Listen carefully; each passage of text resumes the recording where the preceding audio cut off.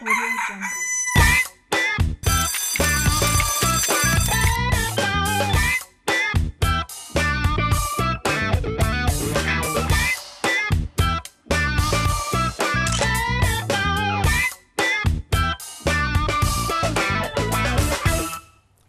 Bonjour chez vous, vendredi, jour préféré de Marco, vous êtes bien sur RTI 1 et vous suivez votre matinale qui a pour but de vous donner de l'entrain, du peps et des vitamines afin de bien entamer la journée. Je suis Eva Amani.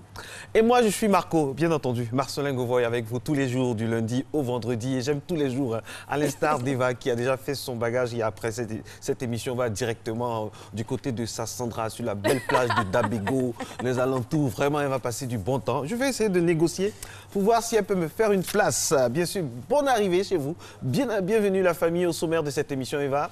Eh bien là, nous aurons l'édito de notre très cher André Silver-Conan. Et il sera question également en fin d'émission de conservation de notre mémoire collective. On parlera de musée avec une dame exceptionnelle, la directrice du musée des civilisations d'Abidjan. Et je vous dis déjà que pendant la séance de travail, on a été passionné par ce sujet et je suis sûre qu'il vous intéressera.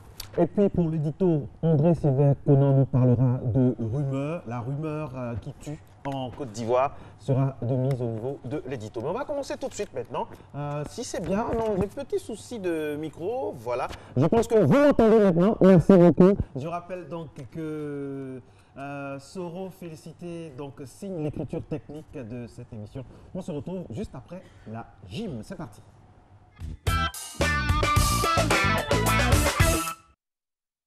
Salut à tous, salut Eva, salut Marco. Alors je suis très heureux de vous retrouver pour votre session de gym, la dernière de la semaine. Au programme du cardio, on va faire beaucoup d'exercices au sol, mais on va s'échauffer d'abord avec des exercices debout. Donc si vous êtes d'attaque chez vous, moi je suis prêt. Allez, on y va. D'abord avec des step touch, on part là. 1, 2, 3, 4 encore. 1, 2, 3, 4, vous voyez les bras, ok. Allez, on va en faire 2, 3, 2, 1, on part à droite. Go, 1, 2, on repart là. Super, encore. Allez, on joue avec les bras comme ça. Super, encore. Allez, on pousse bien. On va faire de petites flexions en faisant les double step touch. Là, comme ça. Allez, encore. Super. Allez, on pousse, on descend. Allez, encore. 1, 2, 3 et 4. Encore. 1, 2, 3 et 4. Encore. 1, 2, 3 et 4. Dernier. 1, 2, 3 et 4. On revient là. 1, 2, 3, 4. Les bras maintenant vont derrière. OK. Vous allez sentir déjà que ça tire au niveau des jambes. OK. C'est tout à fait normal. C'est ce qu'on recherche. Allez encore. Super. Talon aux fesses. 1, 2, 3, 4. Encore. 1, 2, 3, 4. Dernier. 1, 2, 3. OK. Super. Alors là, vous soufflez un peu. OK. Respirez. Si vous voulez boire un peu, on boit juste un peu d'eau. OK. Par petite gorgée, je répète. Et puis top, on passe aux exercices au sol. Le premier exercice que je vous propose, c'est le frogger. Alors pour réaliser le frogger, il faut mettre les mains au sol, à plat. Et puis on monte là, à l'extérieur, et on revient là. Alors pour ceux qui ne peuvent pas faire cet exercice comme ça, vous montez en 4 temps et vous redescendez. Là, 1, 2, 3, 4. 1, 2, 3, 4. OK, mais pour nous qui pouvons, on va monter en 2 temps. Donc, nous allons faire ce mouvement 10 fois. 3, 2, 1. Top, c'est parti. 1, 2, 3, 4, 5. Contractez les abdos. 6, 7, c'est très important. 8, 9. OK, super. Alors là, lorsque vous finissez, vous soufflez encore 10 à 15 secondes et vous répétez cet exercice. OK? Le second exercice que je vous propose, c'est le grimpeur croisé. Donc, on repart au sol. Il s'agit de prendre le genou droit pour essayer de toucher le coude gauche. Et le genou gauche va aller chercher le coude droit. OK? Alors, pour ceux qui ne peuvent pas, vous le faites de manière unilatérale, comme ça. OK? Sinon, pour ceux qui peuvent, on peut le faire en mouvement. Donc, 3, 2, 1. Top, on part à 10. 1, 2, 3, 4, 5, 6, 7, 8, 9 et 10. Super. Alors, veillez à répéter encore cet exercice une deuxième fois. Respirez. 10 à 15 secondes maximum de repos entre ces séries d'exercices. Et le dernier mouvement, nous allons faire l'araignée. C'est-à-dire que la jambe va monter, cette fois-ci, à l'extérieur, la jambe droite. Ça donne ça. 1, 2, 3. Elle monte bien à l'extérieur. OK, comme si on avait plusieurs pattes. Allez, on en fait 10, 7, 8, 9. OK, super. Veillez à répéter encore cet exercice une deuxième fois, après 10 à 15 secondes de repos, comme je l'ai dit pour les 2 autres exercices précédents. Là, quand vous finissez, vous cherchez à vous étirer, vous mettez les mains, les doigts retournés vers vous contre le sol. Là, on s'assoit bien sur les chevilles. OK, ça nous permet d'étirer les avant-bras, le bras. OK, allez, on tire bien. On part maintenant à l'opposé là. Bien loin. Allez, on tire, on tire, on tire. On respire. Allez, on vient là. On se couche pour bien étirer la sangle abdominale. On regarde le ciel. OK. Allez, on revient là. C'est bon, c'est terminé. Allez, tout doucement. Alors, comme je le disais tantôt, veillez à passer au moins 2 fois sur chaque exercice. Et essayez d'aller un peu plus si vous êtes en meilleure condition physique. 10, 15, 20 si c'est possible. Répétez tous les exercices que nous avons fait depuis le début de la semaine, c'est le week-end. Donc, plus vous allez répéter ces exercices, plus vous allez être en forme. Mangez bien, mangez équilibré, mangez sain. Et moi, je vous retrouve lundi pour un autre numéro de votre session de gym. D'ici là, gardez la pêche. Allez, ciao. Garde oui, la pêche. Gardez la toujours pêche. Et puis, il l'a dit, hein, n'hésitez pas à reprendre tous les exercices qui vous ont été proposés ce matin. Et d'ailleurs, bonne nouvelle, bientôt sur RTI 1, vous aurez la compile des exercices proposés par le coach Fabrice. Donc, de quoi vous permettre de garder la forme et surtout la pêche. Absolument. Parlons de pêche justement, est-ce que vous en avez un amour? Est-ce que l'amour est toujours au beau fixe? Est-ce que vous avez toujours cette lumière dans les yeux, la lumière du début? Comme par exemple, quand je regarde Eva Mani comme ça, droit, pas dans les yeux, mais droit vers les yeux, parce que je veux éviter d'avoir des problèmes. Ça tombe bien. L'horoscope, ça nous réconcilie. C'est parti.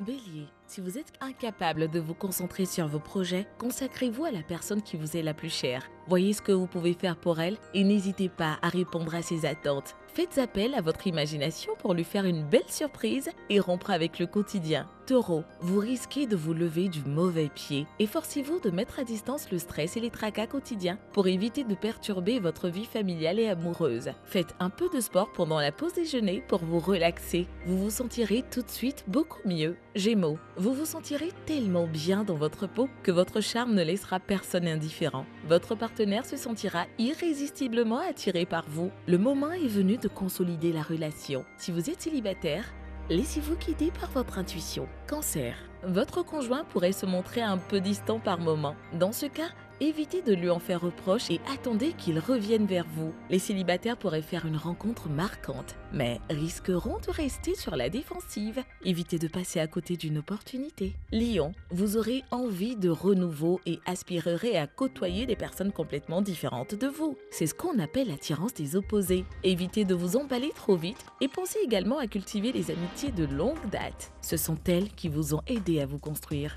Vierge, gardez votre calme même si vous avez du mal à supporter les petits défauts de votre conjoint. Si vous êtes célibataire, vous serez enclin à mettre trop d'agressivité dans vos relations amoureuses, ou bien vous garderez malgré vous un air quelque peu distant, propre à décourager un soupirant. Balance, ce n'est pas tous les jours que l'on se sent au top de sa forme. Profitez-en pour passer quelques coups de fil afin de profiter de la soirée en agréable compagnie. Si vous êtes en couple, surfez sur les vagues, faites des projets d'avenir et n'hésitez pas à aller au-delà des désirs de votre partenaire. Scorpion, vous serez irritable et aurez du mal à supporter vos proches. Cela risque de perturber votre quotidien familial, mais aussi votre vie amoureuse. Ayez toujours en tête que les autres n'ont pas forcément une connaissance parfaite de vous-même et expliquez-leur calmement ce qui vous préoccupe. Sagittaire, vous aurez sans doute envie de faire le point sur votre vie amoureuse. Abandonnez les vieux règlements de compte de côté et montrez-vous plus conciliant. Même si cela ne vous paraît pas simple, tout le monde y trouvera son compte. Les célibataires séduiront par leur confiance en eux. Capricorne, si votre vie amoureuse connaît des frictions, évitez d'en faire reproche à votre partenaire, car vous pourriez regretter vos propos. Tentez plutôt de vous mettre à son écoute afin de mieux comprendre ses réactions. Voyez si les points de désaccord ne peuvent pas être discutés dans le calme. Verseau, Vous vous recentrerez naturellement sur votre vie sentimentale. Votre attitude équilibrée apaisera votre partenaire. Si vous êtes célibataire, cultivez vos amitiés de toujours et approfondissez les liens récents. N'hésitez pas à organiser un tête-à-tête avec la personne qui vous séduit le plus. Poisson, dans le domaine privé, la journée sera favorable au projet à long terme. Prenez du recul par rapport à votre entourage et faites le point sur les relations dans lesquelles vous souhaitez vraiment vous investir. Si vous êtes en couple, le moment est venu d'envisager des projets à deux. Vendredi 24 mars 2017, vous êtes sur RT1, la chaîne principale de Côte d'Ivoire. Un formidable pays niché donc en Afrique de l'Ouest avec de beaux paysages et vraiment un pays où il fait bon vivre. On est très heureux d'être en votre compagnie. Marcelin Gouvoy à côté de moi, mademoiselle Eva Amani pour une matinale survitaminée. La suite, Eva. Survitaminée. Et oui, la suite va nous mener tout droit en Inde pour Holi. C'est la fête des couleurs. Et chaque année, cette fête est célébrée partout en Inde, donc du nord au sud, ainsi que par les communautés indiennes à l'étranger. Il faut savoir que c'est une fête religieuse hindoue qui marque la fin de l'hiver et le début du printemps. Et ce jour-là, ce qu'il y a de particulier, c'est que tout le monde se jette des poudres et de l'eau colorée dessus. Ah bon? Et en 2017, donc cette année, elle a eu le 13 mars, nos reporters y ont fait un tour. Moi, je commence. De l'eau colorée sur Eva. Allez, passez l'élément et on revient après. Voilà.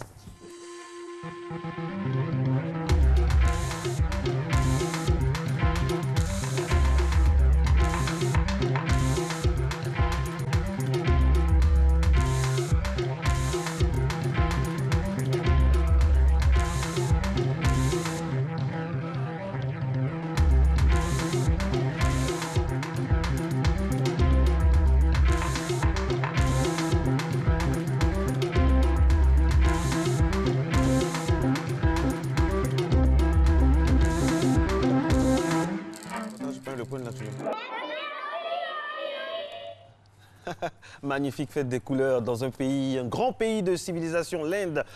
Prochaine destination probable des vacances de notre réalisatrice Soro. Félicité avec tous les membres de sa famille. Ce sera en Inde. On espère qu'elle nous ramènera de bons souvenirs. Les souvenirs, il faut en avoir aussi parce qu'aujourd'hui, ça tombe bien, nous parlons de tuberculose. C'est la journée mondiale de la tuberculose. Le thème pour cette année 2017, s'unir pour mettre fin à la tuberculose, ne laisser personne de côté. Pour la deuxième année consécutive, la campagne aura pour thème donc s'unir pour mettre fin à la tuberculose. Cette année, l'OMS mettra plus spécialement l'accent sur les efforts pour ne laisser personne de côté avec des actions visant à lutter contre la stigmatisation, les discriminations, la marginalisation et surmonter les obstacles empêchant l'accès aux soins. Quels sont les principaux faits de la tuberculose, mademoiselle Amani?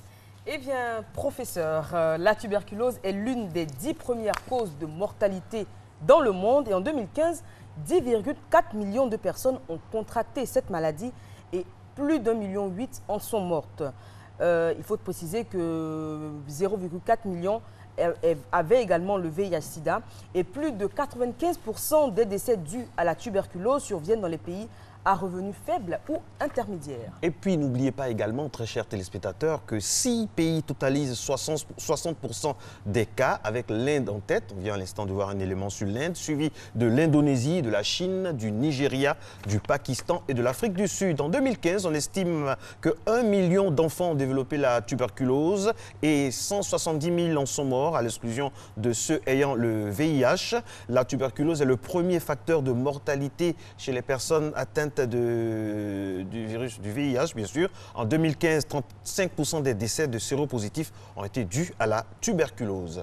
Il faut savoir également qu'à l'échelle mondiale, on estime qu'en 2015, 480 000 personnes ont développé une tuberculose multirésistante.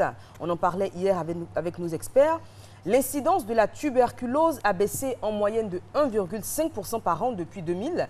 Mais il faut accélérer la tendance pour parvenir à une réduction annuelle de 4 à 5% et atteindre les cibles fixées pour 2020 dans la stratégie de l'OMS pour mettre fin à la tuberculose. On estime que le diagnostic et le traitement de la tuberculose ont permis de sauver 49 millions de vies entre 2000 et 2015, Dieu merci. Et pour mettre un terme à l'épidémie de tuberculose d'ici à 2030, en tout cas cette vision-là, ce but fait partie donc de tous les objectifs de tous les États. Et puis, puisqu'on parle de tuberculose dans le monde, parlons de tuberculose chez nous en Côte d'Ivoire. L'incidence de la tuberculose est de 103 cas pour 100 000 habitants, toutes formes. Et puis en 2015, 22 879 cas de tuberculose, toutes formes, ont été dépistés, parmi lesquels 5 165, c'est-à-dire 24%, qui étaient en coïncidence, en co-infection tuberculose VIH. Et puis les données ont montré que de 2010 à 2015, il y a eu une évolution constante des taux de conseil dépistage du VIH chez les malades tuberculeux. Voilà, un élément pour récapituler un peu tout ça. C'est parti. Oh yeah. Oh, oh, yeah. Le programme national de lutte contre la tuberculose, le PNLT. Yeah, la compagnie zégré. Allez, la compagnie zégré. Yeah, la compagnie zégré. Allez, la compagnie zégré. Yeah, la compagnie zégré. Oh yeah. Allez, à Kakou. Allez, ya ya oh.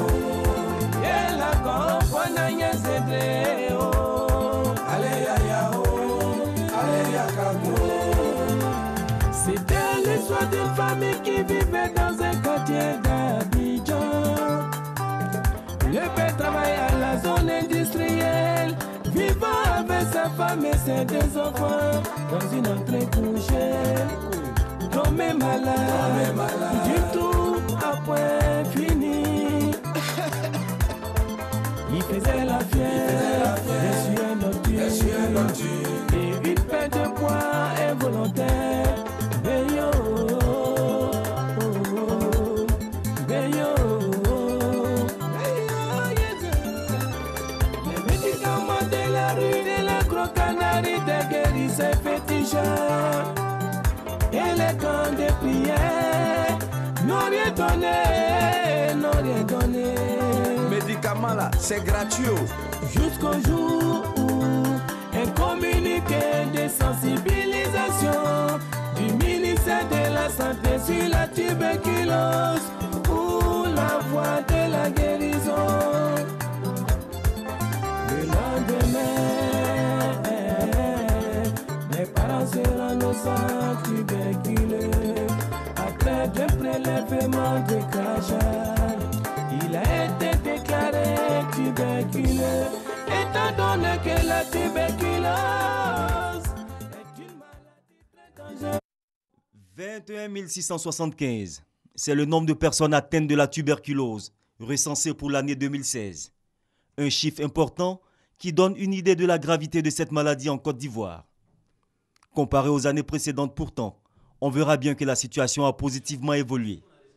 De 2012 à 2015, la moyenne de tuberculeux était de 23 000. De réels progrès réalisés grâce aux efforts consentis par l'État ivoirien. Au nombre des efforts, l'augmentation des centres adéquats de traitement et de diagnostic de la tuberculose. Le site de prise en charge, on dit qu'il est fonctionnel quand nous avons un espace où on peut mener les activités de lutte contre la tuberculose, où le personnel est formé, où nous avons mis à la disposition de ce site les outils nécessaires de gestion de la maladie et où nous avons les médicaments. Une fois le site est ouvert, nous procédons donc à la notification des cas de tuberculose. Au total, ce sont 25 centres antituberculeux, 246 centres de diagnostic et de traitement intégrés, 3 services de PPH qui sont mis au service de la lutte. Une lutte renforcée par l'action des communautaires, la sensibilisation des transporteurs, par exemple. Lorsque des clients sont malades, des passagers sont malades, ils peuvent exposer le transporteur à l'infection de la tuberculose. Et également, lorsque le transporteur est lui-même porteur de la tuberculose, il peut exposer les clients. Transporteurs sensibilisés sur la détection des cas, mais pas que. Ces personnes dites à risque, parce qu'étant en contact permanent avec un grand nombre de personnes, ont été sollicitées aussi pour porter le bon message. Avec eux, les officines privées et les personnels de santé, qui exercent dans les environs de la gare routière d'Adjamé, zone déclarée à risque également. La tuberculose est encore considérée comme une maladie avilissante et le nombre de perdus de vue dû à la stigmatisation est un obstacle sur la route de l'éradication de cette pandémie. La parade trouvée par le PNLP, le Programme national de lutte contre la tuberculose et ses partenaires, promouvoir les droits et devoirs des patients tuberculeux, des droits et devoirs consignés dans cette charte. Un malade doit savoir ce dont il a droit, quelle que soit la structure dans laquelle elle doit partir, ce dont elle a droit et ce dont elle n'a pas droit. Et quels sont aussi ses devoirs. Et donc, c'est une charte qui a été définie par l'OMS et dont on doit faire la promotion au niveau du programme des pays. Pour nous, il s'agit d'abord de donner l'information aux ONG qui luttent contre la tuberculose, qu'elles puissent comprendre la charte qui contient les droits et devoirs des patients tuberculeux, afin que dans leur travail quotidien d'accompagnement et de soutien aux personnes touchées par la tuberculose, qu'elles puissent leur donner ces informations.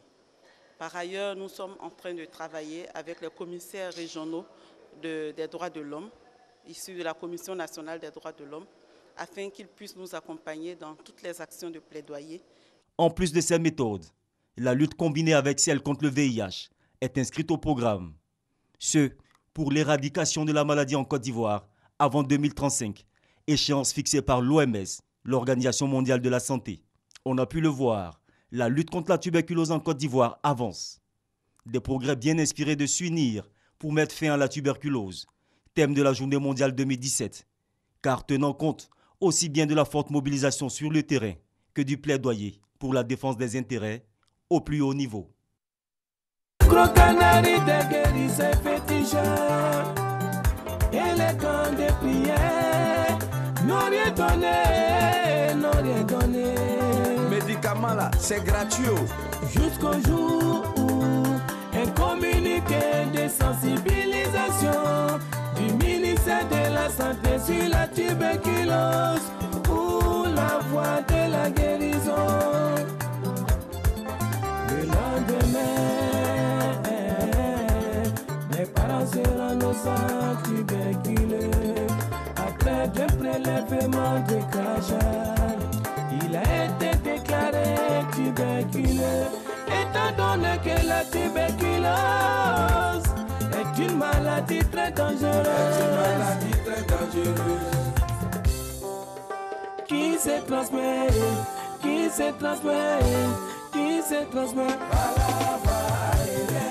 dans les lieux publics, c'est-à-dire au marché, dans les gares routières. Toute la famille a fait son test de dépistage. Maman aussi avait la tuberculose. Alliance Côte d'Ivoire, nous soutenons l'action des communautés pour la santé et le développement. Mobilisons-nous tous contre la tuberculose.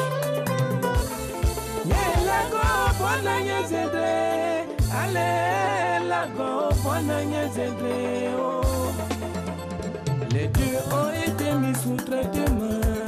6 mois après, on subit correctement le traitement et ont été déclarés guéris. Ont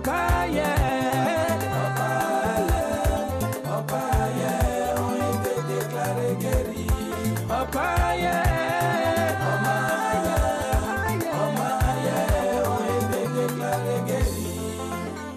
La tuberculose n'est pas une fatalité,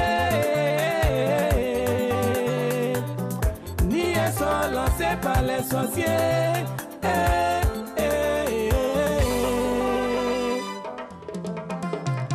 Tous ces éteignés sans un mouchoir, c'est ça là qui va nous faire. Aujourd'hui là,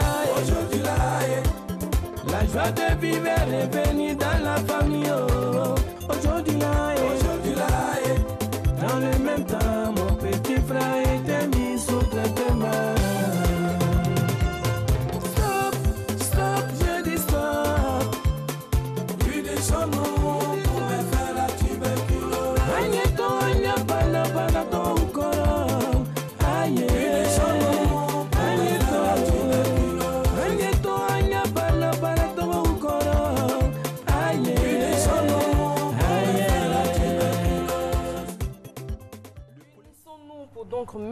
fin à la tuberculose. Et on rappelle que ce single donc, du groupe Zouglou, Les Garagistes, a été réalisé par Alliance Côte d'Ivoire avec l'appui du Fonds mondial de lutte contre le sida, la tuberculose et le paludisme. Et puis vous avez pu voir un très beau reportage qui faisait le point de la lutte contre la tuberculose en Côte d'Ivoire.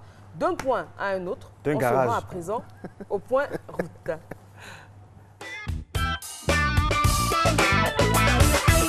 Enchaînement facile avec le clip des Garagistes pour vraiment prendre la voiture en bon état et circuler partout à Abidjan. Et on commence notre balade abidjanaise ici, dans cet endroit qu'on aime beaucoup.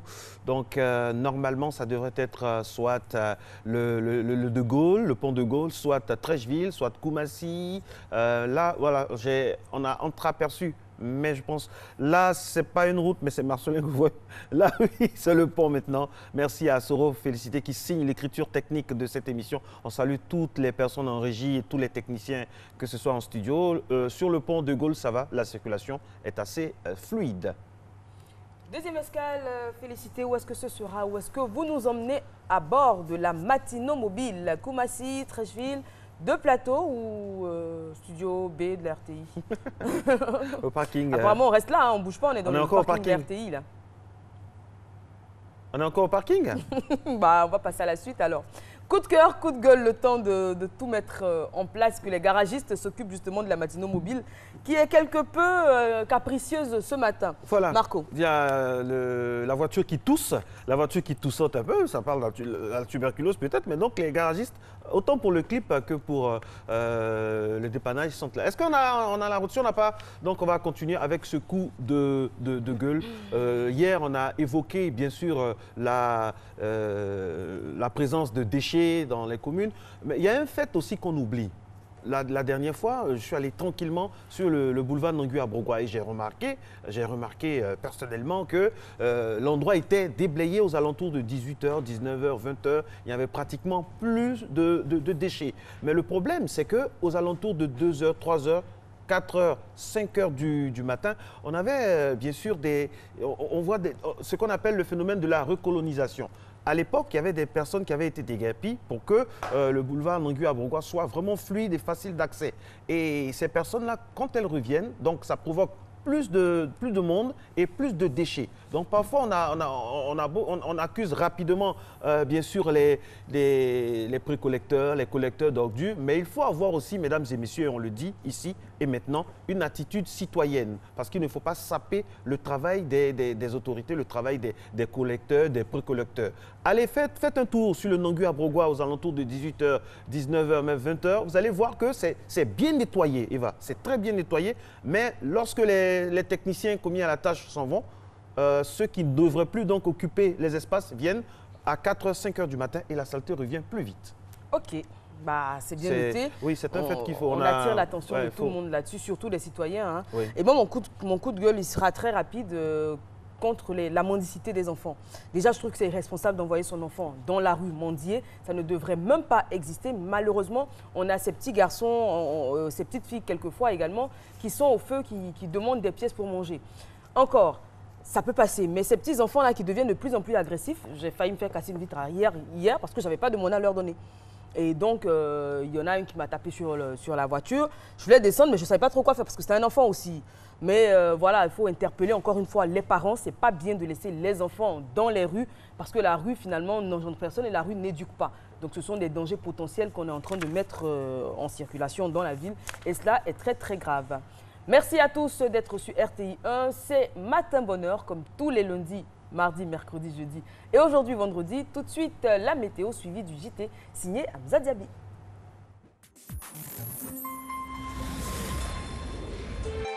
RTI 1, la chaîne qui rassemble.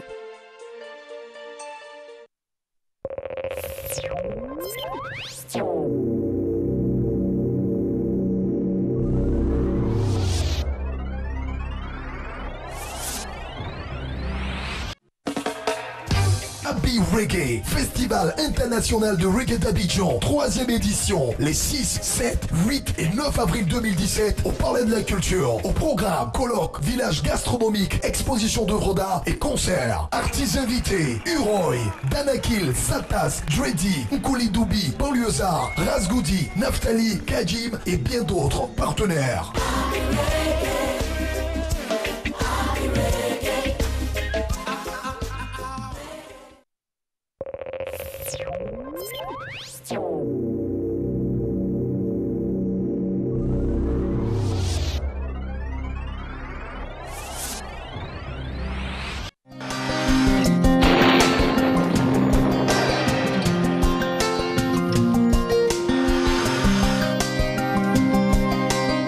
MTN, everywhere you go. Mesdames et messieurs, bonjour. La matinée pourrait être marquée par quelques passages nuageux denses sur la bande centrale, le sud forestier, le littoral, avec des possibilités de faibles pluies localisées avant de faire place à de larges éclaircies. Le nord, quant à lui, sera partiellement nuageux avec du soleil. Les températures afficheront 26 degrés à Abidjan et également à Diaké, 27 degrés à Bandoukou et Boaké. Daloa affichera 26 degrés. Une série de 26 degrés est attendue par ailleurs dans les villes de Dimbokro et Gagnoa, 27 degrés à Korogo, 25 dans les villes de Man et Odéné, 26 degrés dans les villes de San Pedro, Sassandra, Tabou et de Yamoussoukro. En début ou milieu de période, au cours de l'après-midi, l'instabilité créée par le mélange de l'humidité et de la chaleur sur l'ouest, le centre, l'est et le sud-est entraînera des orages avec des averses de pluie. En fin de période, cette situation intéressera les zones du sud forestier et du nord, notamment le nord-ouest du pays. Les températures prévues pour cet après-midi, 31 degrés à Abidjan et à Diaké, 35 degrés dans les villes de Bandoukou, Boaké et Daloa. Dimbokro affichera 36 degrés, 35 degrés à Gagnoa. À Korogo, on notera 36 degrés, 34 degrés à Man. Odéné affichera 36 degrés, 30 degrés dans les villes de San Pedro, Sassandra et Tabou et 35 degrés à Yamoussoukro. Très bonne suite de programme et excellente journée à tous.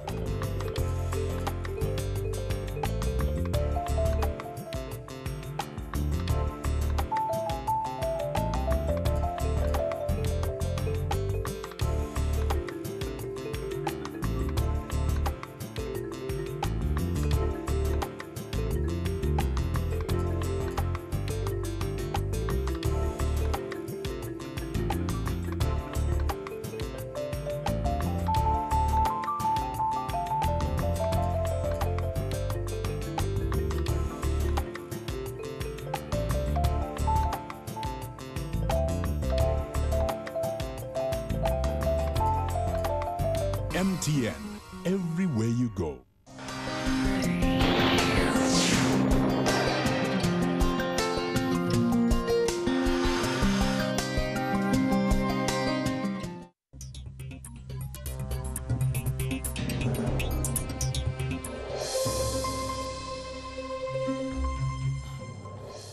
Bonjour mesdames et messieurs, bienvenue dans ce 6h30.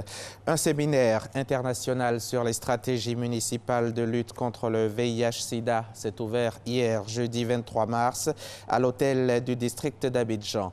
À travers ce séminaire qui a enregistré la présence du maire de Paris, Anne Hidalgo, et du directeur exécutif de ONU-SIDA, ainsi que de plusieurs maires d'Afrique francophone, les initiateurs entendent élaborer des stratégies afin de lutter efficacement contre cette pandémie qui fait de plus en plus de victimes. Ouvert ce jeudi, ce séminaire international s'achève aujourd'hui, vendredi. C'était en présence d'Herman Niamia. Plus d'1 400 000 personnes dépistées positives au VIH ne sont pas sous traitement en Afrique de l'Ouest et du Centre, ce qui constitue un danger pour les personnes non porteuses du virus. Pourtant, l'on peut réduire de 96% le risque de transmission si les concernés sont sous traitement. Ces propos sont du directeur exécutif de ONU-SIDA à l'ouverture du séminaire international sur les stratégies municipales de lutte contre le VIH-Sida. On donnait 18 comprimés aux malades il y a quelques années. Aujourd'hui, on donne 1 comprimé par jour. Bientôt, on ne donnera qu'une seule injection tous les 6 mois. Le combat que nous menons, ce n'est pas un combat contre la maladie. C'est un combat pour le développement. C'est un combat pour faire en sorte que les laissés pour compte aient accès aux services. En initiant ce séminaire international, les maires francophones veulent élaborer la meilleure stratégie pour freiner ce mal. Le mécanisme 90-90-90, c'est-à-dire donner la chance à tous ceux qui sont malades du sida d'être identifiés comme tels, d'avoir les traitements et d'avoir une insertion sociale des plus solides. Le maire de Paris, Anne Hidalgo, par ailleurs présidente de l'association des maires francophones, veut engager toutes les municipalités dans ce combat commun. Nous savons qu'il y a beaucoup de choses qui sont en jeu et qui doivent absolument entraîner une vraie alliance, une vraie coalition de toute notre société. L'État ivoirien est déjà engagé dans cette lutte contre le VIH-Sida. Selon le ministre de la Santé et de l'Hygiène publique, le budget alloué à cette lutte connaît chaque année une hausse. En 2016, le gouvernement mettait à disposition 4,2 milliards de francs CFA. En 2017, la ligne qui est affectée à l'achat des médicaments et intrants est passée à 21 milliards de francs CFA. Plusieurs maires des communes d'Afrique francophone, notamment de Cotonou, de Bamako et de Ouagadougou, ont effectué le déplacement pour cette rencontre internationale. Direction l'Allemagne, où la fondation Children of Africa de la première dame Dominique Ouattara a reçu 15 000 lunettes pharmaceutiques. On en sait plus avec Abiba Dambélé Saoué. 15 000 paires de lunettes de vue pour la fondation Children of Africa.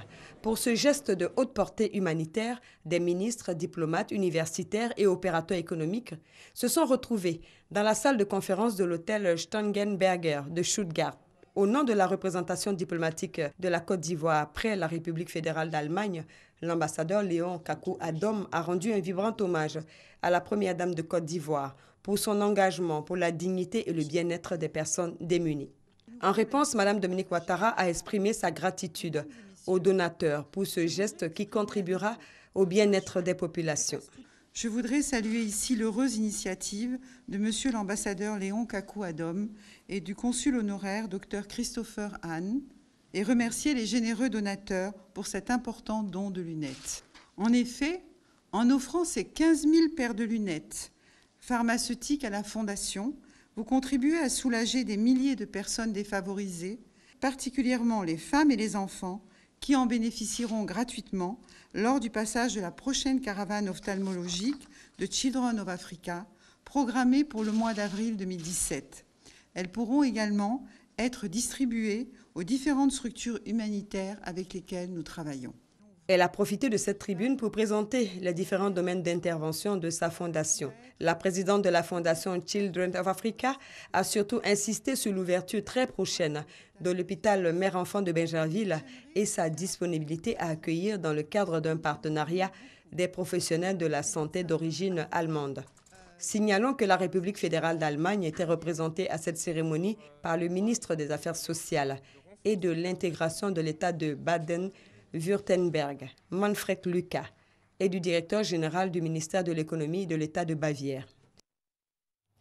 Nous sommes le 24 mars et c'est la journée mondiale de la tuberculose, occasion de faire le bilan des actions menées sur le terrain.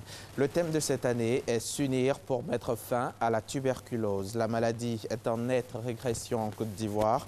C'est ce que nous dit le directeur coordonnateur adjoint du programme national de lutte contre la tuberculose. Godefroy Okambawa, Patricia Omouetia. La journée mondiale de lutte contre la tuberculose se célèbre chaque année le 24 mars pour sensibiliser au fardeau que représente cette maladie dans le monde. En Côte d'Ivoire, c'est l'occasion de faire le point sur les efforts de prévention et de soins. L'État s'est engagé donc à un financement accru et durable. Également aussi les partenaires donc, techniques et financiers qui accompagnent donc l'État dans cette lutte. Il y a la formation donc, des ressources humaines. Il y a tout ce qui est aspect équipement donc, des centres de prise en charge, un appareil de radiographie, un microscope, tout ça pour le diagnostic donc, de la tuberculose. Des actions sont donc menées afin de renforcer la prise en charge des malades. La prise en charge est totalement gratuite. Voilà, du diagnostic jusqu'au traitement. L'État en tout cas fait d'énormes efforts. Un malade suspect, on va dire, ou bien un cas présumé de tuberculose qui arrive dans un centre de prise en charge aujourd'hui, est prise en charge sans débourser en tout cas le moindre centime. Grâce aux campagnes de sensibilisation, l'on constate un recul de la maladie en Côte d'Ivoire. En Côte d'Ivoire, on a en moyenne un peu plus de 21 000 malades sur l'ensemble du territoire par an. Autour de 16 000 à 18 000 arrivent à guérir. Malheureusement, on a encore 2 ou 3 000 décès. Il est clair que depuis quelques années, il y a une tendance baissière au niveau donc de la tuberculose. L'occasion est donnée au cours de cette journée de mobiliser les partenaires, la population et les parties prenantes à faire de la lutte contre la tuberculose en Côte d'Ivoire une priorité.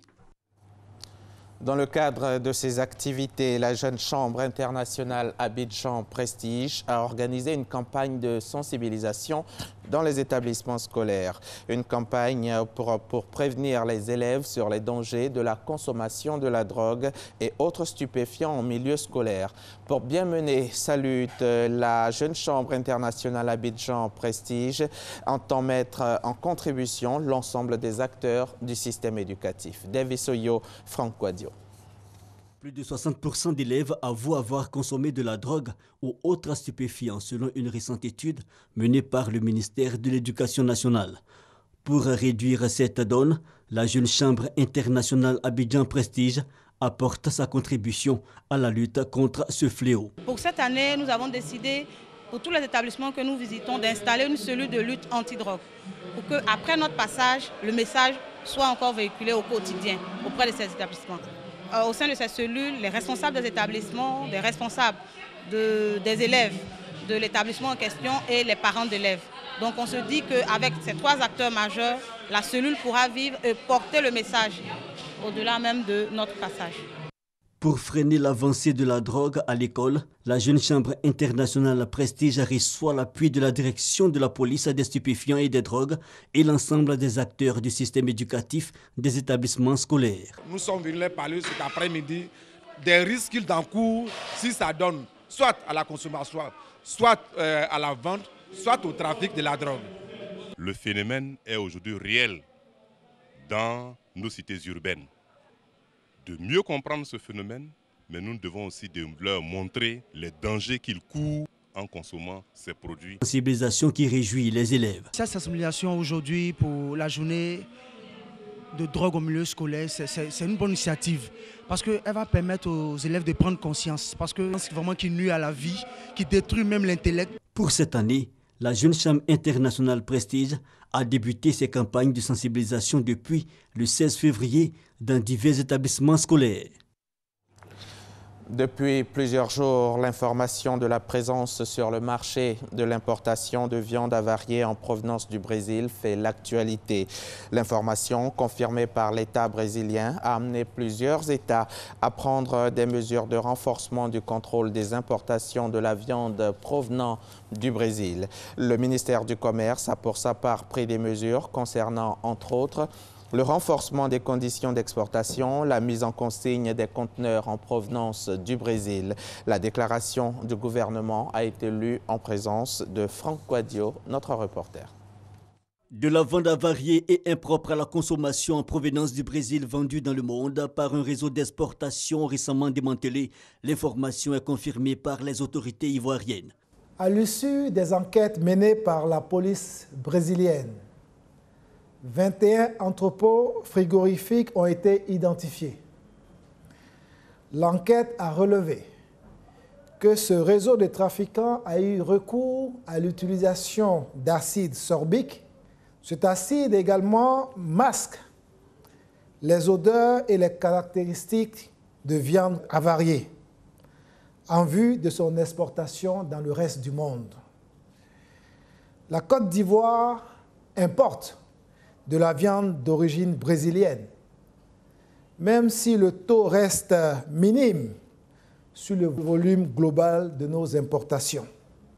Au nombre des dispositions commerciales, les importations de viande sont désormais soumises à la production d'un certificat de qualité, un dispositif relatif aux nouvelles mesures conservatoires pour l'importation de la viande signé le 22 mars 2017, mais aussi des actions sur le terrain, au nombre desquelles les importations de viande sont désormais soumises à la production d'un certificat de qualité délivré par un organisme international reconnu avant embarquement de la viande, le contrôle systématique à toutes nos frontières de tous les conteneurs contenant de la viande en provenance du reste du monde.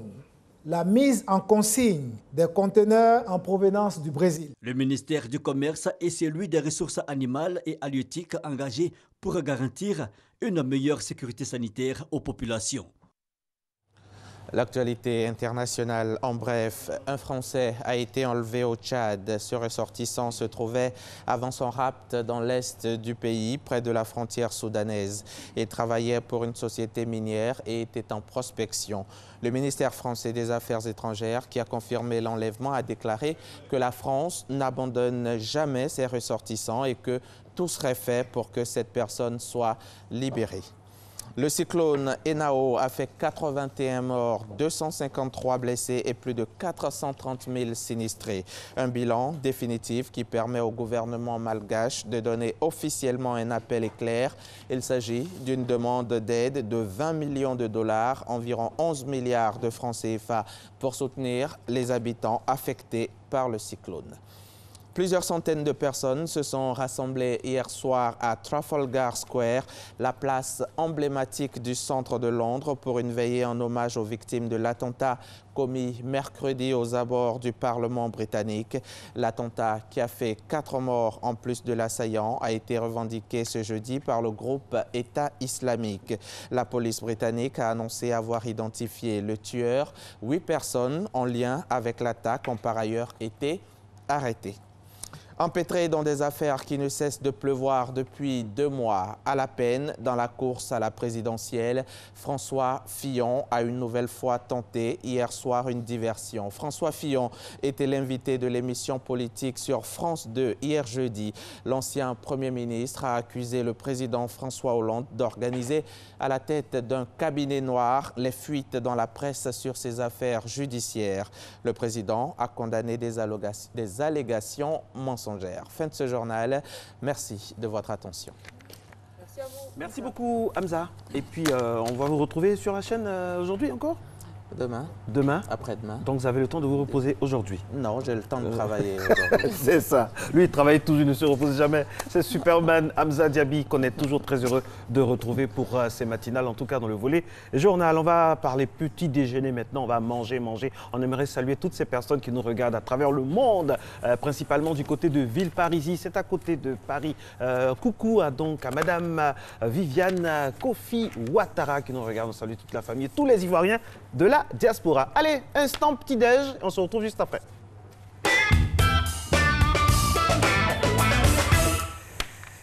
La première assiette proposée, ça. Oui, j'adore le petit-déj, j'adore ce que vous nous proposez en général. Et aujourd'hui encore, je suis très heureuse d'avoir cette image sous les yeux, ça aiguise bien mon appétit. Alors, pour la première image, ce sera donc du pain, du café et voilà, un jus de fruits, je vois de la confiture. Ça ressemble au pain que Marco aime bien. C'est le pain tradi, voilà, le pain tradi que Marco aime bien. En tout cas, excellent appétit à vous. Ok, j'aime aussi le pain Gaudieu, je suis tout terrain. Tout terrain. Alors, deuxième photo de petit déjeuner, je rappelle que vous nous envoyez à travers les réseaux sociaux. C'est des gaufres, hein, c'est des gaufres. Oh, c'est bon ça m'a l'air très bon. Avec des fruits, tout ça, c'est magnifique. Oh là là, c'est aux antipodes du Umbo de André Silver Conan qui vient de s'installer. Mais c'est très bon aussi, assez sucré, mais c'est très bon pour démarrer la journée. Il est là, il est installé. Est-ce que vous avez eu droit à votre plat de Umbo ce matin? Non, mais je me contente très bien de Gojo là. Alors, est-ce qu'on va faire un truc? C'est que vendredi prochain, on exige un plat de Umbo. Oui. Parce que vous en parlez, avec de l'huile rouge dessus. Voilà, avec juste un peu de sel. Du sel à côté, sur le côté. Et puis, vous voyez les feuilles de patates de taro, voilà. Oui. Ah non, je ne connais pas, mais ça a l'air bon en tout cas. Parce que j'ai entendu Europe féliciter et s'agiter en haut. Je pense que ça lui rappelle de bons souvenirs et elle sait de quoi il s'agit. Alors aujourd'hui, avec ASK et son édito du vendredi, il sera question de l'ivoirien et des comme on dit chez nous. Pardon? Oui, la rumeur qui tue, les choses qu'on ne voit pas et qu'on dit, qu'on raconte. Répétez, on dit ça comment? Les Ok, on note la rumeur. ASK est dans la place. Il est là pour l'édito. On l'accueille. Bonjour. Bonjour, Eva. Jingle.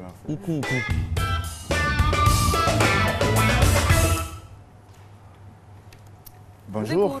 Bonjour, chers téléspectateurs. Effectivement, dans l'éditorial du jour, je traite du thème suivant. L'Ivoirien et sa rumeur qui tue. La rumeur qui tue au propre comme au figuré. Cette semaine, des journaux ivoiriens sont largement revenus sur le retour au pays après une convalescence d'Hortense Aka-Ndui, maire de Port-Boué. À propos d'elle, combien de rumeurs n'ont pas circulé, notamment sur les réseaux sociaux, en tout cas ces dernières semaines, et à travers des SMS, relayant de fausses informations avec la même délectation morbide. Bon sang, nous sommes au XXIe siècle. Et aucune information, même le décès d'un roi baoulé, communauté qui entretient encore le secret autour de la mort de ces rois, davantage pour régler les questions de succession, aucune information de ce genre, dis-je, ne peut être étouffée pendant plus de 24 heures. De fait, la propagation de fausses rumeurs à caractère morbide, mortifère ou violent est devenue un jeu favori pour certains Ivoiriens, pour de nombreux Ivoiriens malheureusement, devenus plus journalistes que les journalistes de métier, devenus des guetteurs de scoops mouillés, des paparazzis. L'affairage, comme on dit, qui consiste à propager des informations non vérifiées, d'ailleurs et très souvent non vérifiables, est devenu un sport national. On annonce la vraie fausse mort de certaines personnalités sans aucune espèce de retenue. On propage de fausses rumeurs, des prophéties douteuses, des informations touchant à la réputation de certaines personnes, à la stabilité communautaire, toujours avec la même insouciance. Je dirais la même inconscience, parce qu'on ne mesure pas la portée psychologique sur les individus. Le drame intérieur des victimes et de leurs proches, on en nature. Bref, la question est, comment en sommes-nous arrivés là? Comment et pourquoi en sommes-nous arrivés à banaliser la mort, à être si friands d'informations que nous savons manifestement fausses? Les psychologues, les sociologues répondront à la problématique. En attendant, je vous invite à faire un exercice. Faites un tour un jour à une levée de corps. Vous noterez que la plupart des gens qui y participent en dehors de la famille restreinte et pleurée n'observent pas le deuil, n'a pas une attitude de recueillement. Vous verrez certains rigoler ou faire des blagues, d'autres se donner bruyamment des tapes amicales. On a tant et si bien banalisé le deuil, la mort, que certaines personnes se rendant à des funérailles, prétendent aller participer à Tonnerre, titre éponyme d'une télé-réalité ivoirienne qui a eu du succès. On va donc aux funérailles pour danser, comme on balance des rumeurs violentes pour rigoler. On dira que c'est culturel, mais c'est faux. Nos ancêtres respectaient le deuil et étaient réservés face à la mort. Il est temps que nous arrêtions d'avoir cette attirance pour les fausses nouvelles, pour les fausses informations, les informations mortifères, ou pour les informations mortifères tout court, parce que qu'elles soient fausses ou réelles, ce sont des rumeurs. Parce que nous, sans nous rendre compte, nous sommes en train de devenir une société insensible face à la douleur de l'autre. Il n'y a pas meilleure manière de perdre progressivement son humanité. Merci beaucoup André et Sylvain Conan. Rien à ajouter après ça parce que c'est clair, net et précis. Par contre, je vais ajouter quand même quelque chose. Lorsqu'on était étudiant, j'ai un professeur donc, en communication qui avait une manière particulière de faire ses cours. Chaque élève venait au tableau, les étudiants sortaient et on inventait des rumeurs. Et quand on venait, chacun disait ce qu'il est censé avoir appris de celui qui est au tableau. Et quand on demandait, mais pourquoi ce cours, on disait non, c'est ce à quoi vous serez soumis quand vous serez animateur ou journaliste demain. Et depuis, nous, ça nous glisse sur le corps, n'est-ce pas, Eva? Oui, on essaie. Mais ce qui m'a marqué dans son édito, c'est surtout cette attitude au lever de corps. Ouais. C'est vrai qu'il y a beaucoup de personnes qui ne sont absolument pas endeuillées, en tout cas qui ne laissent pas même des selfies au lever de corps. Exactement, je voulais y venir. On filme le corbillard qui passe, on filme le corps, on filme même au cimetière. Je me demande depuis quand on manque autant de pudeur. J'ai été choquée récemment à un enterrement où, oui, mais mon frère, il n'est pas à Abidjan, donc je filme pour lui. Mais qu'est-ce qu'il a? à quoi ça va l'avancer de voir un cadavre, un cercueil qu'on met en terre? Il y a une certaine désacralisation des moments vraiment très, très, très sérieux comme ça. Le selfie, le téléphone qui sonne, il y a tout. Et puis, ces personnes-là qui appellent toujours en premier pour savoir ce qui se passe, vous pensez que ce sont des personnes qui vont vous apporter des bras du secours, alors que ce sont ces personnes après qui vont répertorier. Mais ça, hélas, ça fait partie, hélas, de la société, surtout des sociétés africaines. Je me souviens une fois, j'étais au marché de Belleville et c'est authentique cette histoire. Et il y a une dame qui vient, vous voyez les gens qui vendent les lunettes au bord de la route là. Elle vient et dit oui, mais j'étais à Ivosep tout à l'heure, toutes les dames ont des lunettes noires comme ça, je n'en ai pas, elle est venue juste acheter les lunettes et elle est repartie à Ivosep. Je vous promets, je dis. Franchement, j'étais dépassée. Mais bon, c'est la Côte d'Ivoire. Merci beaucoup. C'est tout ça qui fait, on ne dira pas le charme, mais c'est tous ces comportements-là qu'on doit extirper afin d'avoir un Ivoirien nouveau avec un I majuscule qui respecte un peu la douleur des uns et des autres. Dans un instant, nous allons recevoir M. Sila Youssouf, il est vice-président du FIPME qui va s'installer donc rapidement, qui va prendre la place de M. André Silver Conan. Soro Félicité, je le rappelle, réalise donc cette émission. Elle signe donc l'écriture technique de ce rendez-vous. C'est tous les jours du lundi au vendredi de 5h55 à 7h30 avec des choses dont nous débattons aujourd'hui. M. Sila Youssouf va nous parler de sa passion, les petites et moyennes entreprises. Il est installé sur notre plateau. C'est avec un grand plaisir qu'on le reçoit maintenant. Bonjour, Monsieur Sila. Oui, bonjour, monsieur et madame. Une voix radiophonique. Alors, vous êtes le premier vice-président de la FIPME, Fédération Ivoirienne des PME. On a eu le plaisir de recevoir 2 fois déjà le président. Oui, aujourd'hui, on a le vice-président. On vous écoute. Bien. D'abord, vraiment un grand merci pour l'attention que vous portez aux petites et moyennes entreprises. Et j'ai eu cet avantage ce matin d'être encore dans vos locaux pour en parler. Vous savez, les petites et moyennes entreprises, c'est, disons, je dis, c'est quelque chose dont on ne cessera jamais de parler. Parce que tout simplement, tous autant que nous sommes, tous autant que nous sommes, tout simplement, il faut comprendre que nous sommes des futurs entrepreneurs, que nous sommes des entrepreneurs potentiels.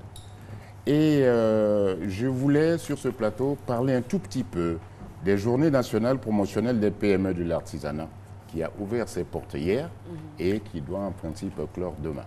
D'accord. Et donc, ces journées ont été placées sous la présidence, la haute présidence, le haut parrainage du président de la République et sous la présidence du Premier ministre, et sur le thème « Relations PME-Banque, comment briser le mur de confiance ». Et le thème est d'autant plus important qu'on oublie toujours que si, en fait, le financement n'est pas la finalité de la réussite d'une entreprise, ça ne demeure pas moins qu'être le socle essentiel du développement des petites et moyennes entreprises. Et sur ce, je voudrais un tout petit peu parler de la Fédération ivoirienne des PME, qui est certes connue, mais qui mériterait d'être encore plus connue. La Fédération ivoirienne des petites et moyennes entreprises est donc une fêtière qui existe depuis 20 ans, plus de 20 ans, et qui associe les associations professionnelles. Actuellement, il y a environ 29 associations professionnelles multisectorielles. Mais comment nous sommes organisés? Notre organisation n'est pas tout à fait connue des uns et des autres pour la simple raison qu'on confond la fédération qui est une fêtière aux autres associations qui, elles, regroupent les petites et moyennes entreprises. La fédération regroupe les associations qui elles-mêmes regroupent en leur sein des petites et moyennes entreprises. C'est comme si, je paraphrase, je dis toujours de façon terre à terre, vous avez la Fédération ivoirienne de football, vous avez les associations, qui sont les clubs qui sont à la fédération. Donc, chaque club est à la fédération. Mais chaque club qui est à la fédération a des joueurs. Et chez nous, les joueurs, ce sont les PME, les clubs, ce sont les associations, et la fédération, c'est la FIPME. Très bien. C'est ainsi que nous sommes schématisés. Et il est important de dire qu'aujourd'hui, les PME rencontrent d'énormes difficultés en matière de financement. Et ces difficultés sont liées souvent de façon structurelle, souvent surtout parce que les banques ne font pas confiance aux petites et moyennes entreprises. Alors que les petites et moyennes entreprises constituent le socle de développement de nos pays, notamment en Côte d'Ivoire. En Côte d'Ivoire, il y a 98% des entreprises recensées. Sur 98% des entreprises recensées, on compte environ 30 800 petites et moyennes entreprises, dont 57% ont été créées sur fonds propres. Et souvent, c'est des fonds propres qui sont insuffisants parce que la plupart de ces entreprises n'ont pas de fonds propres au-delà de 500 000 francs CFA. Mais 500 000 francs CFA, c'est déjà considéré comme une très petite entreprise. Alors, nous sommes venus sur ce plateau pour dire, s'il est vrai que nous comptons au PIB pour 18-20%, autant que, bien entendu, nous travaillons de façon très serrée avec l'État, qui est notre premier partenaire, notamment au niveau de la FIPME, nous attendons beaucoup également des banques pour le financement des petites et moyennes entreprises. Voilà un peu le message que je souhaitais passer, échanger un peu, si nécessaire, sur le plateau, sur des aspects d'orientation, et notamment sur l'entrepreneuriat. Parce qu'il faut comprendre qu'en Côte d'Ivoire, l'une des difficultés aussi de l'entrepreneur, le chemin de croix de l'entrepreneur, c'est qu'en Côte d'Ivoire, il n'y a pas de culture d'épargne. On n'épargne pas en Côte d'Ivoire. Nous sommes les deuxième génération des années 50. Je me rappelle très bien que quand j'allais à l'école et que mon père, qui était considéré à l'époque comme quelqu'un de plus ou moins nanti, me dit Youssouf, je te donne 100 francs, c'est pour la semaine. Mais à l'époque, 100 francs, c'était beaucoup parce qu'avec 5 francs, je pouvais manger et tout et tout. Alors, à la fin de la semaine, je lui fais le point en disant, ben voilà, j'ai dépensé ceci, j'ai dépensé cela, j'ai dépensé ceci, j'ai dépensé cela. Alors, on s'amusait à dire, ah oui, vous savez, lui c'est un petit Djoula, il est habitué au commerce, son père lui fait faire du commerce, mais n'en demeure pas moins que nous avons eu un esprit qui est l'esprit d'épargne. Et ça, c'est très important à signaler.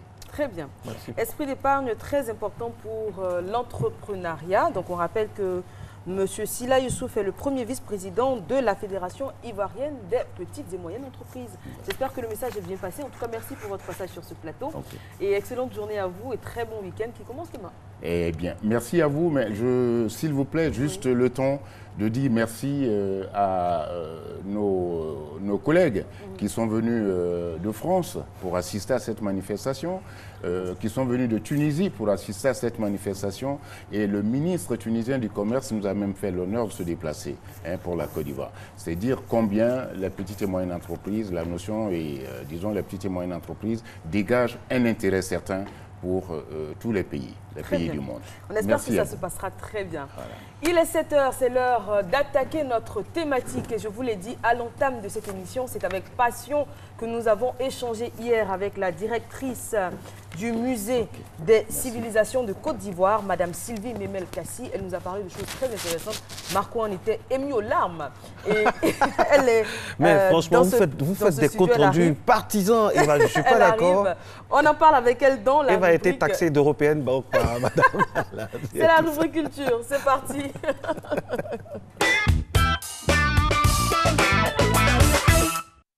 Sylvie Kassi Memel, qui est en train d'entrer, elle est directrice du musée de civilisation. Bonjour, le musée, pour quel public? Elle s'installe tranquillement. Le temps pour nous de vous proposer donc cet élément explicatif qui pose le postulat de notre rencontre. Nous allons parler un peu du taux de fréquentation, de la gestion du musée au quotidien. Nous allons parler également de la valeur et surtout de la portée d'un musée dans la psychologie et dans la physionomie d'un pays de façon globale. Élément magnéto, on se retrouve juste après pour la discussion avec Madame la directrice du musée de civilisation, Madame Sylvie Kassi Memel. On y va. Un musée, c'est un lieu où on conserve les vestiges de la civilisation. C'est la mémoire de tout un peuple qui est conservé, afin de pérenniser pour les générations à venir toute la culture qui la conserve. Pour moi, un musée, c'est un bâtiment où il y a des œuvres d'art où des personnes vont pour se rappeler l'histoire peut-être d'un pays ou d'une civilisation. Et tout le monde est appelé à aller au musée, mais malheureusement chez nous ici, bon, très peu y vont. Par exemple, quand vous arrivez au plateau où il y a le musée, les fréquentations sont vraiment très peu, hein. Très peu de personnes y vont au musée. Alors que nous tous, nous devions en principe y aller. Selon les statuts du Conseil international des musées, ICOM, adopté par la 22e Assemblée générale à Vienne, Autriche, le 24 août 2007, un musée est une institution permanente sans but lucratif au service de la société et de son développement, ouvert au public qui acquiert, conserve, étudie, expose et transmet le patrimoine matériel et immatériel de l'humanité et de son environnement à des fins d'études, d'éducation et de délectation. Les musées sont souvent spécialisés. Il en existe principalement 6 grandes catégories: les musées d'archéologie, les musées d'art, les musées des beaux-arts, les musées des arts décoratifs, les musées d'histoire, les musées de sciences ou musées d'histoire naturelle, les musées des techniques et enfin les musées d'ethnologie. Créé en 1942 par l'admission coloniale, le musée des civilisations de Côte d'Ivoire est un musée d'État situé à Abidjan, la capitale économique, plus précisément dans la commune du Plateau. Il s'étend sur une superficie de 2 hectares.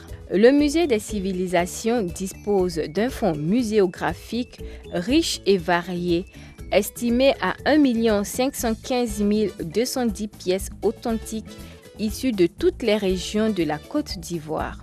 De type ethnographique, archéologique et iconographique, les collections du musée composées de diverses catégories d'objets. Il s'agit de statues, masques, instruments de musique, pièces archéologiques, attributs de pouvoir, poids à peser l'or, objets usuels, parures, photographies, entraves d'esclaves, portes sculptées, poteries, textiles et bien d'autres. Ces spécimens font du musée des civilisations l'une des institutions patrimoniales les plus importantes de la sous-région et témoignent ainsi non seulement de l'histoire culturelle de la nation ivoirienne, mais permettent également aux générations futures d'en bénéficier. Exactement. Madame Sylvie Memel-Kassi, bonjour. Bonjour Eva. Merci d'être présente sur ce plateau. Vous êtes conservateur de musée de formation et vous êtes aujourd'hui directrice du musée des civilisations de Côte d'Ivoire. L'élément nous a expliqué qu'il existe de nombreux types, on dira, de musées. Musée d'archéologie, musée d'histoire, musée de l'art, musée des costumes, moderne, par exemple, comme on a à Grand-Bassam. Aujourd'hui, on parlera du musée que vous dirigez, qui nous intéresse, c'est le musée des civilisations de Côte d'Ivoire. Quel est son rôle? Je vous dis merci pour l'opportunité que vous nous donnez de parler de cette institution qui aujourd'hui, qui s'est donnée pour objectif d'amener les collections du musée à tous les Ivoiriens parce que nous avons plusieurs politiques d'appropriation de cette institution par l'ensemble de la population. Et donc le musée des civilisations est un musée ethnographique, c'est un musée archéologique, c'est un musée iconographique, nous l'avons dit, qui est créé en 1942 par l'État de Côte d'Ivoire. Je voudrais corriger une petite chose quand même pour dire que le musée, c'est 15 210 objets représentatifs de toutes les régions de la Côte d'Ivoire, avec plusieurs catégories d'objets dans le domaine de la statuaire, le masque, les attributs de pouvoir, les instruments de musique. Nous avons tout ce qui entre aujourd'hui dans le quotidien de l'Ivoirien. Alors, vous avez dit tout ce qui rentre dans le quotidien de l'Ivoirien. Donc, c'est que dans un musée, toutes les sphères ethniques, culturelles du pays doivent être intégrées. Et justement... Est-ce que c'est le cas au musée des civilisations? Bien sûr, le musée prend en compte toutes les dimensions de la vie humaine. Et c'est pour cela que l'UNESCO, après la première recommandation qui date de 1955, qui donnait accès à tous les publics au musée, vient en 2015 de sortir la 38e recommandation qui concerne les musées et les collections, de leur diversité, de leur rôle dans la société, qui montre qu'aujourd'hui les musées sont en train de répondre aux préoccupations majeures de notre société, d'autant plus que dans le musée, nous avons tout ce qui entre dans le contexte naturel de l'histoire, de la civilisation, de l'identité. Et donc, le musée des civilisations de Côte d'Ivoire embrasse toutes les valeurs ancestrales aujourd'hui de la Côte d'Ivoire sur plusieurs générations. Alors, j'aimerais poser cette question hein, de façon pratique. Qu'est-ce que ça peut apporter d'aller dans un musée, le musée de civilisation de Côte d'Ivoire, d'aller le visiter en tant qu'individu déjà pour les enfants, pour les adultes? De façon pratique, qu'est-ce que ça apporte? De façon pratique, ça prend en compte l'homme dans son entièreté et dans ce que l'homme a comme potentiel pour domestiquer son environnement. J'ai envie de vous poser la question de savoir, est-ce que vous avez envie de vous connaître, de savoir qui vous êtes? Oui. Mais si vous avez envie de savoir qui vous êtes, mais c'est dans le musée justement que vous avez les réponses à toutes ces questions que le monde se pose aujourd'hui, puisque nous sommes lancés dans une compétition de reconnaissance de notre identité, de l'histoire, de ce qui aujourd'hui justifie notre existence dans ce monde. Donc, poser la question de savoir est-ce que le musée est très important, j'ai envie de dire, est-ce que vous voulez vous affirmer comme un être autonome qui vit dans le cosmos et qui se différencie des autres? Et justement, le musée, c'est ça. Vous venez au musée des civilisations, vous avez tout ce qui entre dans l'éducation d'une personne. Les collections du musée, les objets du musée transmettent des messages, transmettent des connaissances, un savoir. Le musée, c'est une autre école. Vous êtes par exemple à I, Marcelin, vous me l'avez dit. Par ma mère, et donc, oui. vous avez envie de savoir, par exemple, comment les Aïs sont organisés dans la société traditionnelle. Aujourd'hui, nous avons tous les mécanismes de régulation de la société, mais nous constatons que plus on prend des mesures pour essayer de sécuriser l'espace dans lequel nous évoluons, et plus nous déplorons malheureusement tout ce que nous savons aujourd'hui. Mais dans la société traditionnelle, on ne pouvait pas faire ce qu'on voulait, parce que il y avait des mécanismes que les peuples avaient mis en place et qui leur permettaient de se mettre en équilibre et en harmonie avec leur environnement. Donc aujourd'hui, vous allez chez les amis, vous voulez savoir comment on organise le mariage, comment on célèbre les funérailles, comment on célèbre les naissances. Et même, nous avons aussi tout le substrat qui entre dans ce qui fait que nous avons envie de nous dépasser pour essayer de créer quelque chose, apporter quelque chose à l'édifice. Les objets du musée parlent de la valeur humaine. Comment, par exemple, je prends par exemple le peuple Sénoufo. Et vous allez voir que dans nos collections, nous avons la canne, par exemple, Tefalipitia, qui entre dans le labour du champ. Donc, cet objet qui est une sorte de trophée est remis à la personne qui est valeureuse, par exemple, qui a du courage, qui travaille beaucoup.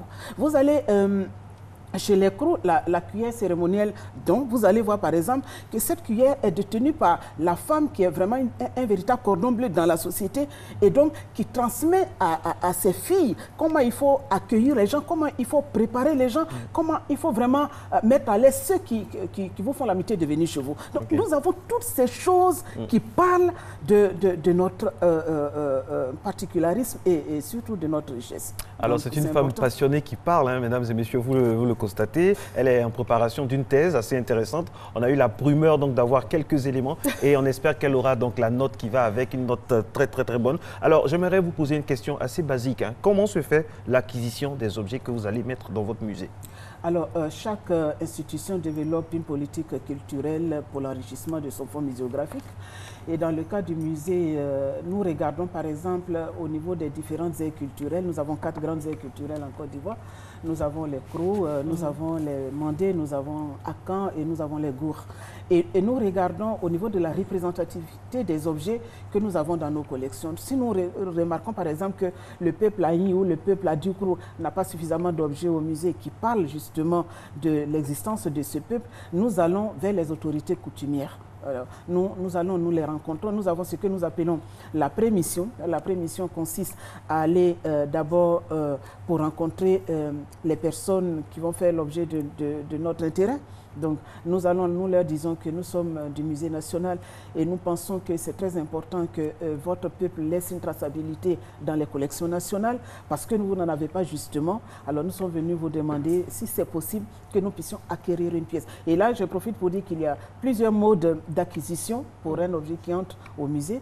Nous avons le mode par achat, il y a le dépôt, il y a le legs, il y a le don. Donc, aujourd'hui, de plus en plus, les gens se sont rendus compte que l'objet d'art est un objet marchand, très prisé. Donc, Alors, on ne donne plus comme on le faisait avant. Donc, quand vous allez, quand bien même ils ont envie de laisser une trace dans la mémoire collective ivoirienne, ils veulent quand même que vous payiez quelque chose. Donc, il n'y a aucun problème. Nous avons demandé, obtenu de notre tutelle aujourd'hui une ligne budgétaire qui prend en compte l'acquisition des œuvres d'art. Donc, nous rencontrons les autorités coutumières, nous leur parlons de l'importance pour eux d'avoir un objet dans la collection nationale. Et ça, toujours le principe, il est acquis, quoi. Donc, on nous dit, il n'y a aucun souci. Alors, nous leur disons maintenant, voilà ce que nous voulons. Voilà ce que nous voulons. Nous voulons quelque chose soit dans le sacré, dans le rituel. Nous avons quelque chose dans la parure, par exemple, dans l'esthétique. Et on nous dit, bon, il n'y a aucun problème, on va vous trouver ça. Donc, nous leur donnons la possibilité de réfléchir dans les familles et nous répartons pour une seconde fois pour la partie technique. Donc, nous allons avec toutes les fiches d'identification parce qu'un objet que nous prenons, c'est comme un enfant. L'objet a une carte d'identité. Donc, nous prenons toutes les informations concernant l'objet, sa provenance, sa fonction, l'usage. Nous prenons les dimensions. Et donc, nous mentionnons tout ça sur une fiche muséographique que nous allons plus tard reporter dans notre fichier d'inventaire. Donc, nous faisons cette acquisition. Ça se fait vraiment au vu aussi de tout le monde pour que demain, on ne dise pas que cet objet a été acquis illégalement. Donc, nous prenons toutes ces dispositions.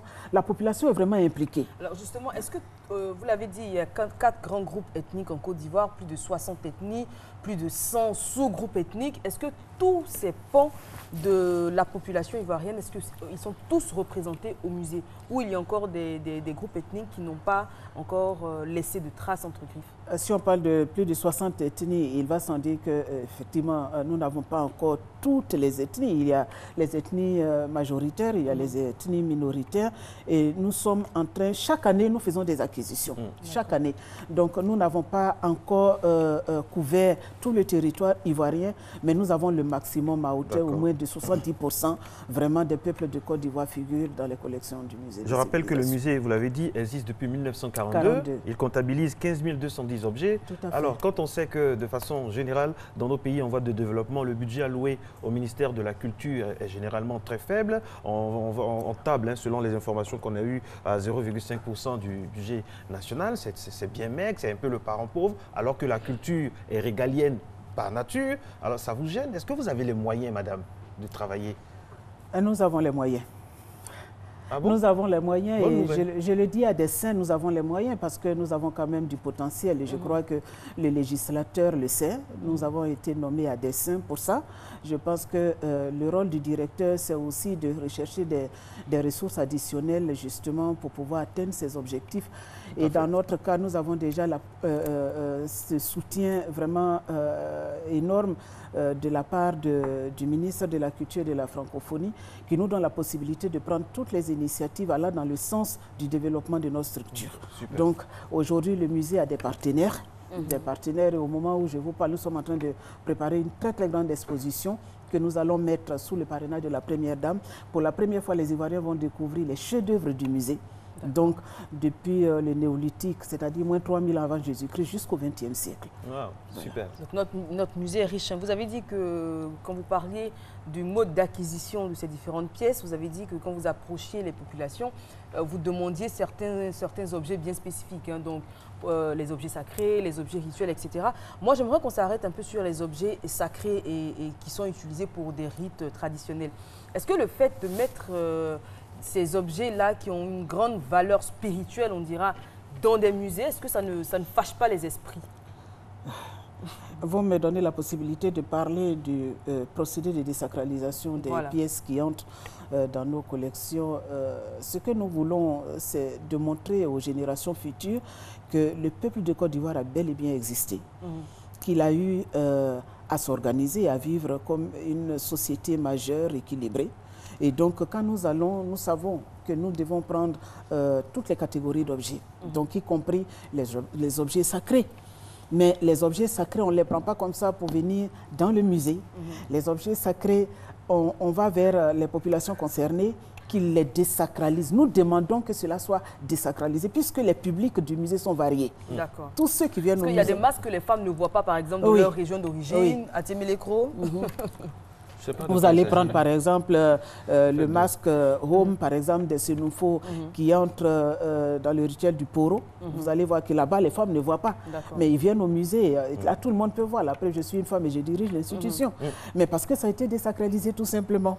Donc, tous les publics peuvent entrer. Les enfants, les adultes, les femmes, les hommes peuvent entrer dans le musée. Justement, parlons de public, madame. Quel est le taux de fréquentation du musée? Et puis, tout à l'heure, à l'entame de votre intervention, vous avez parlé de la portée sociale du musée dans un pays. Est-ce que cela est assimilé par tout le monde, par les institutions? Hier, quand on discutait, là, je dis tout de suite, est-ce que c'est plus les expatriés qui viennent? Est-ce que les Ivoiriens viennent? Est-ce que les écoles également prennent contact avec vous? Quelle est la frange de la population qui est la plus active, qui est la plus présente au sein du musée?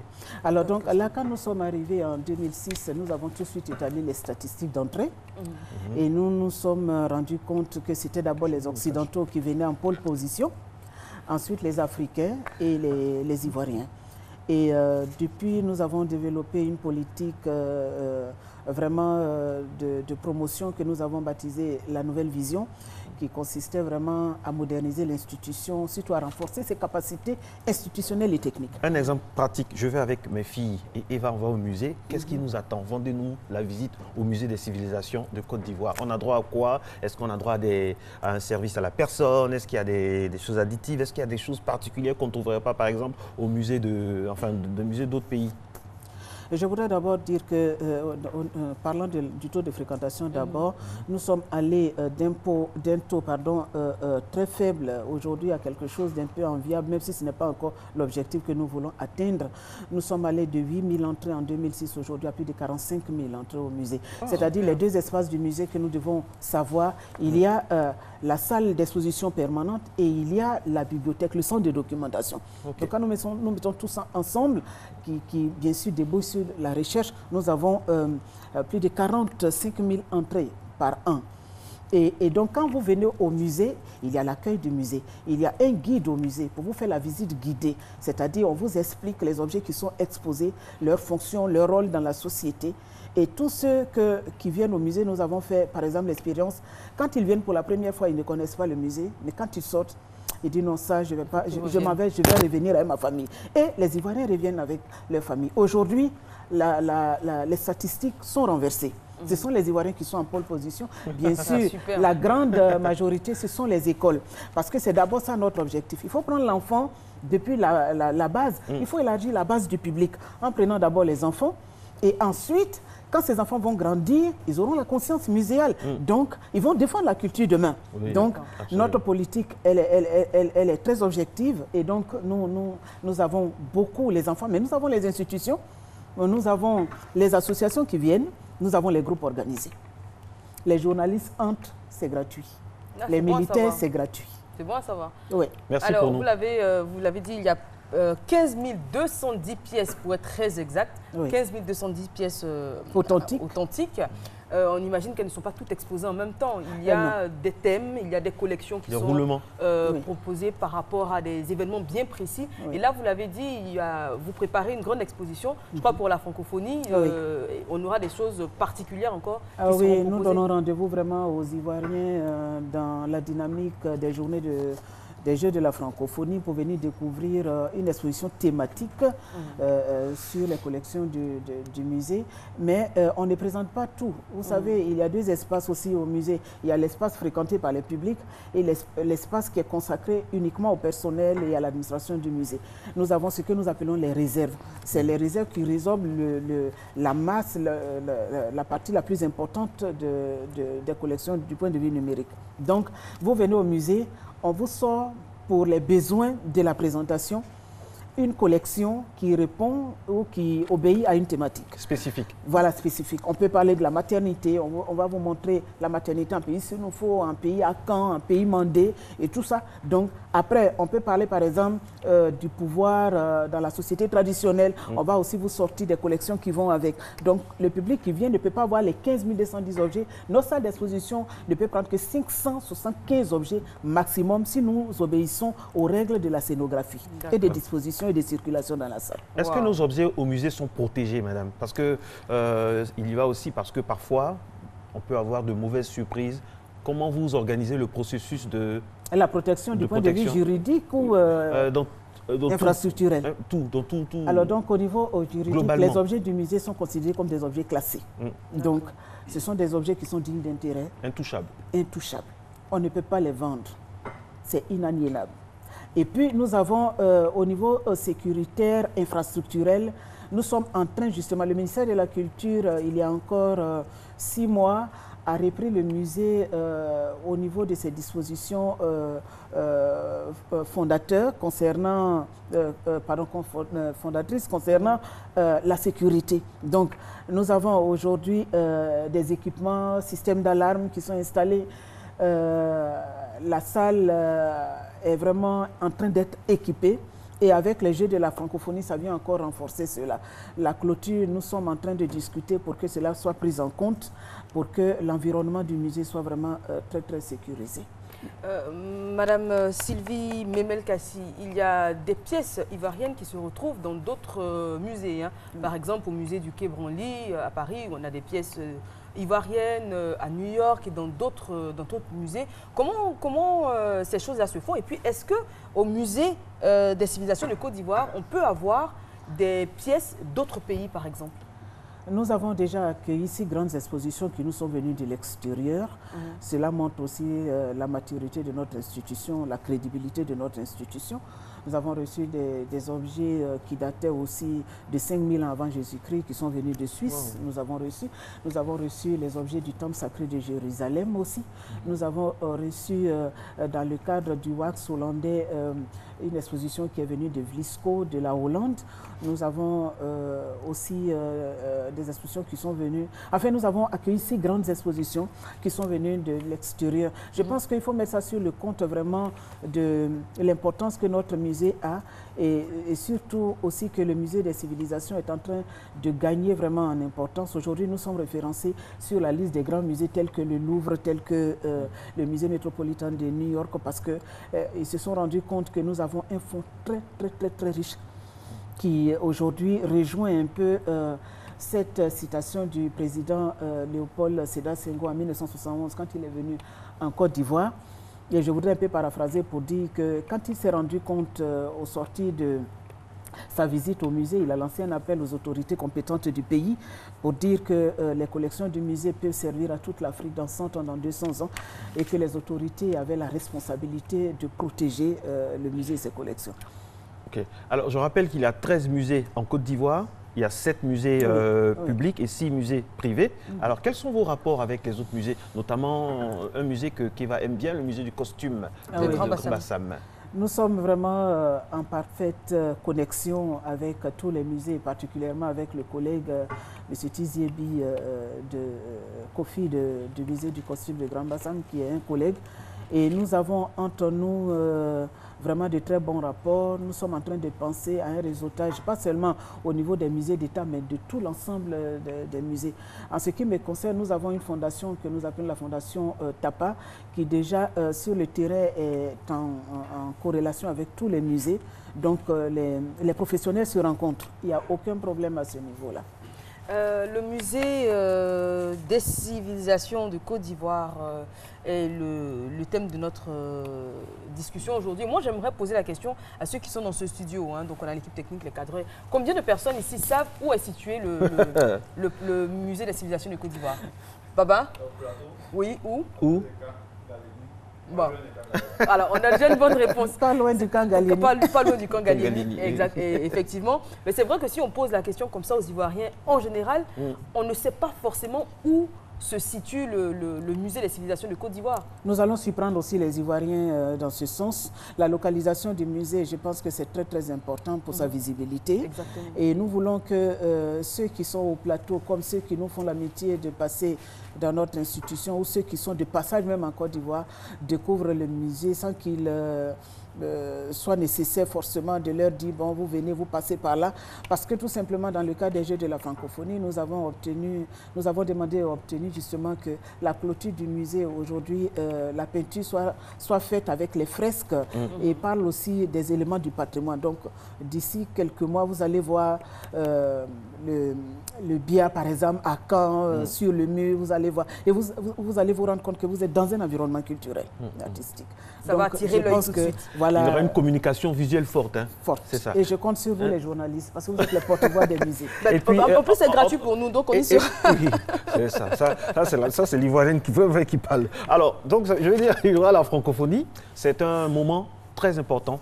Ça, il faut le dire pour vous également, de happer, d'attraper l'attention de ceux qui vont nous faire l'honneur d'être dans notre pays. Qu'est-ce que vous avez à dire donc à quelques semaines de cet important rendez-vous pour notre pays? Parce que quelque part, vous êtes aussi un vecteur incontournable de tourisme, de culture, et vous véhiculez l'image du pays. Vous êtes des éléphants de la culture. Qu'est-ce que vous avez à dire à toutes ces personnes qui nous regardent, qui vont donc affluer vers notre pays pour cet important rendez-vous autant culturel que sportif? Alors, c'est vraiment une opportunité pour le musée d'avoir été coopté comme un des sites qui accueille les Jeux de la francophonie. Le musée va accueillir tout ce qui est objet en sculpture. Mais à côté de cela, la Côte d'Ivoire va donner aussi l'opportunité à tous les festivaliers, à toutes les personnes, tous les participants des Jeux de découvrir la culture matérielle et immatérielle de la Côte d'Ivoire à travers les collections du musée que nous allons ouvrir après 18 mois de fermeture à cause des travaux justement. Donc le musée ouvre dans la dynamique des Jeux une exposition historique, vraiment des chefs-d'œuvre vraiment de l'institution. Donc nous donnons rendez-vous vraiment au mois de juillet à tous les Ivoiriens. Pour le moment, le musée est fermé, mais il y a un service minimum quand même. Pour tous ceux qui veulent des informations, qui veulent nous toucher, nous sommes joignables. Je continue toujours avec la bonne compréhension des organisateurs des Jeux et de l'entrepreneur d'aller toujours au service. Donc, on peut toujours nous voir. Dernière question, madame. Non, c'est fini. Oui, le générique est en train de venir. Même pas en plus. Ah ben, voilà, on aurait parlé de la restitution, mais c'est pas bien grave. On était très heureux d'être avec vous, madame. Merci d'être venue. On rappelle que le musée est situé au plateau, au pied des tours, non loin du Kangalieni. Nangui Abrogwa n'est pas loin. Allez-y, emmenez vos enfants. Mais pour le moment, c'est en construction. Voilà, merci d'être resté en notre compagnie pour ce dernier rendez-vous des matinales pour cette semaine. Oui, la grue qui vient. Voilà, on va s'accrocher à cette grue et disparaître, vous dire au revoir. N'oubliez pas, comme le disait une femme de 80 ans à Paris, la vie, il faut faire comme si de rien n'était. Oui, c'est comme ça qu'on vit longtemps et bien. Allez, très très bon week-end, bien sûr sur RT1. Ciao, ciao!